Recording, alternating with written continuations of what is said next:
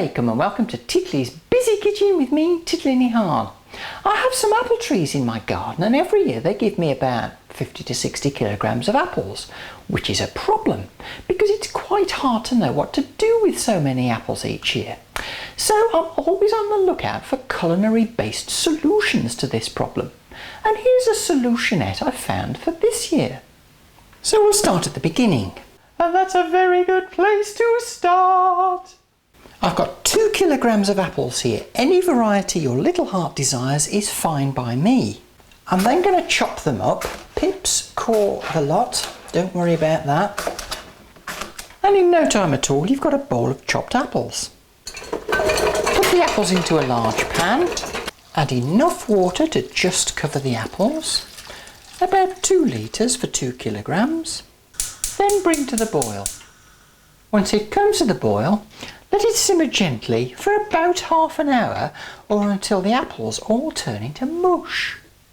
Once everything's nice and mushy, you're going to need to sieve it. Now I'm going to do this in 2 stages. I've got a colander for a rough sieve to start with. I'll add in the juice of 2 lemons into my receiving pan and then carefully pour in my apple gunk. So on the first pass I've got the skin and most of the pips, and underneath is the juice I want to keep. And now I'll pass the juice through a fine meshed cloth, something like muslin. And now just leave it to drain. Don't squeeze. My mother would say that to me all the time when I was a teenager. Now it may take several hours for the liquid to drain out completely, so it's not a bad idea to hang your cloth up somewhere. When your apple goo has stopped dripping, measure the amount of liquid that you've got, then put the liquid back in a large pan and add 800 grams of sugar for every litre of liquid. Bring to the boil with stirring.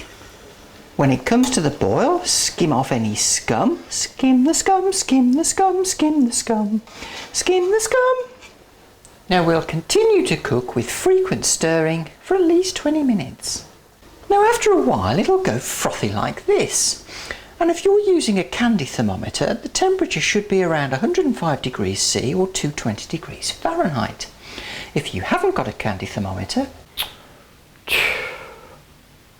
take out a little bit of the mixture, pop it onto a cool plate and just leave it for 2 minutes and see if it sets. Well, this has clearly set, so it's ready. Now turn the heat off. Add in between 1/2 and 1 tablespoon of spice per kilogram of apples. Stir it in. Now you can use whatever spices you like. I'm using a mixed spice which contains the sorts of things that you'd put in an apple pie. So you could use an apple pie spice mix or a pumpkin spice mix. But whatever you do, don't put chili powder in it. And now we're ready to put into clean, sterile jars. Now my jelly's hot and my jars are hot too. Wipe the thread and the rim here clean so we can get a nice seal. Then pop on a nice clean sterile top and screw tightly. And for all my efforts I managed to make 4 jars of spiced apple jelly. So that's all good then. This stuff's really quite delicious. Go nicely on toast for breakfast. There are some people who are very sniffy about the no pectin method of making jams and jellies. They'll say things like, oh well if you're boiling it for so long you lose all the flavour of the fruit. I've never found that to be the case. But what I have found to be the case is that people who make statements like that don't let little things like facts get in the way of their opinions. And they should never be trusted. Join me next time in Titli's Busy Kitchen with me, Titli. Until next time, Khuda Hafiz.